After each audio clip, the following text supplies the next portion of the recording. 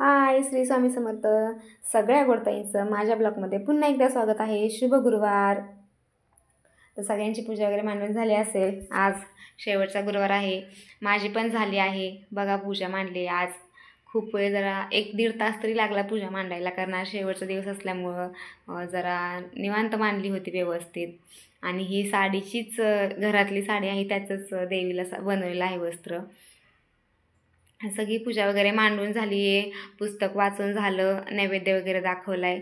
मुलींना बोलवलं आहे जेवायलासाठी. 5 मुली जेवायला बोलवलेल्या आहेत, पण त्या येत आहेत अजून, कारण की आज पोरींना सुरूच आहे त्यांचं, हे घर झालं की ते घर, ते घर झालं की ते घर. तर फायनली पोरी आल्या. 10 पोरी आल्या होत्या, 10-11 आल्या होत्या, पण पलीकडच्या घरामध्ये 5 बसवल्या आणि इकडे 5 बोलवल्या, कारण त्यांचं पण उद्यापन होतं. मग ह्या 5 मुली माझ्या जावाची मुलगी घेऊन आली. इकडे आरो चालला आहे खेळायचं. त्या पोरींचं चाललं होतं जेवण करून आलो आहे, आम्हाला हे नको, आम्हाला ते नको. पण तरी पण जेवल्या, कारण ह्यातल्या 2 जेवून आल्या होत्या, 3 शाळेतून आलेल्या होत्या आत्ताच. त्यामुळं मग म्हणलं चला, काय तुम्हाला खायचं आहे ते खावा. उद्यापन वगैरे करायचं होतं, म्हणून जरा दुपारीच ठरवलं होतं करायचं, कारण की एकादश असल्यामुळं बऱ्याच लेडीज बोलत होत्या की आज उद्यापन करायचं नाही, एकादश आहे, पुढच्या गुरुवारी करायचं. ते मग करायचं की नाही करायचं की नाही ह्या कन्फ्युजनमध्ये दुपार झाली, आणि नंतर ठरवलं की नाही, ठीक आहे, फायनली करून टाकायचं आज उद्यापन. म्हणून मग मी दुपारनंतर स्वयंपाकाला सुरुवात केली. मग 5 वाजेपर्यंत आवरलं सगळं, आणि पोरी बोलवल्या, पण पोरी गेल्या होत्या दुसरीकडे जेवायला, त्यामुळं मग उशीर झाला आम्हाला त्यांची वाट बघण्यात. फायनली पोरी आल्या वगैरे. तर आवरून झालेलं आहे सगळं. मुली वगैरे जेवण करून गेल्या. दिवसभर काही व्हिडिओ करायला भेटलाच नाही, कारण की मोबाईलचं स्टँड अजून मी आलेलं नाही आहे ऑर्डर केलेलं, त्यामुळे मोबाईल कुठे ठेवायचा हा प्रॉब्लेम झाला आहे, आणि खूप गडबड पोहोचते दिवसभर, त्यामुळे आज व्हिडिओ केलाच नाही. झालं, मुली वगैरे गेलेल्या आहेत जेवण करून. घरातला सगळा पसारा वगैरे आवरला आहे, किचन वाट वगैरे क्लीन केला आहे. आता फक्त पडले तेवढे मोठे भांडे घासायचे, भांडे पडले ते घासायचे, एवढं एकच काम राहिले. मी पण उपवास सोडला, सकाळपासून उपवास होता. तर चला, उद्या कंटिन्यू करते व्हिडिओ. Bye, good night.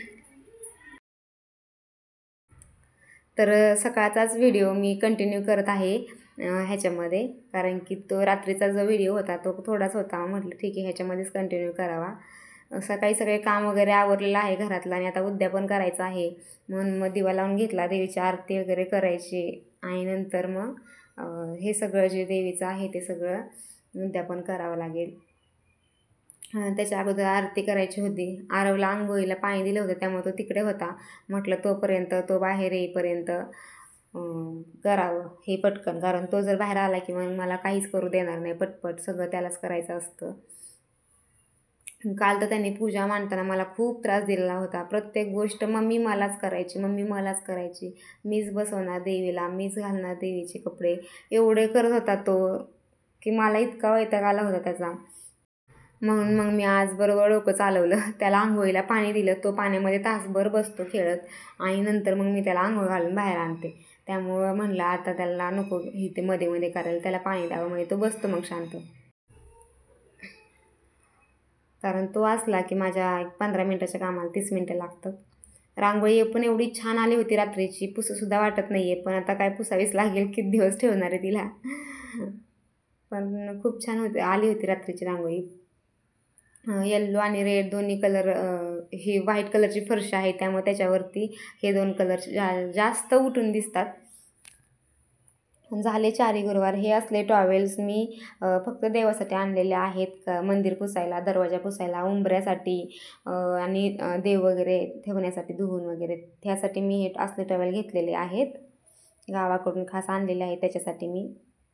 आणि छोटे छोटे धुवायला वगैरे देवाचे वेगवेगळे, म्हणजे साईडला वस्त्र, हे म्हणजे व्यवस्थित ते ठेवता येतात, छोटे छोटे असल्यामुळं धुवायला वगैरे येतात व्यवस्थित. रांगोळी पुसून घेतली अगोदर, कारण की मग ते देवीचं सगळं काढता येत नव्हतं.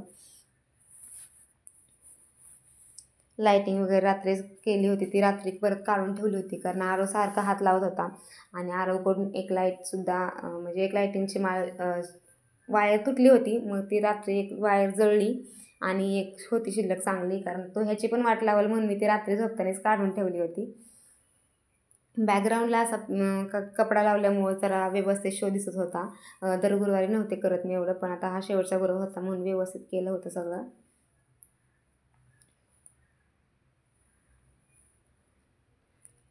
हे साडी आहे घरातलीच माझी नवीन, त्या साडीचं तयार केलं होतं मी वस्त्र.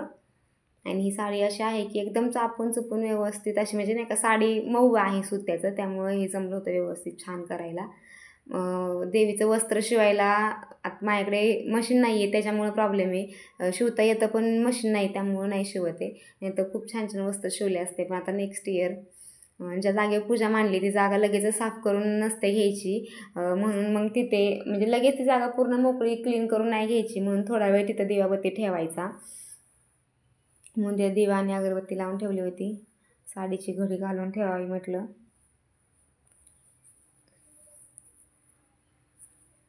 शेजारच्या ताई आल्या होत्या, त्यांच्यासोबत बोलत बोलत मला चाललं होतं. कॅमेरा पुढे यायला त्यांना म्हणजे त्यांना नाही आवडत ते कॅमेरा पुढे यायला, म्हणून मग मी व्हिडिओ बंद केला मध्येच. आणि त्या एका साईडला जाऊन बसल्या होत्या, मग त्यांच्याशी गप्पा मारत मारत चाललं होतं माझं आवरायचं.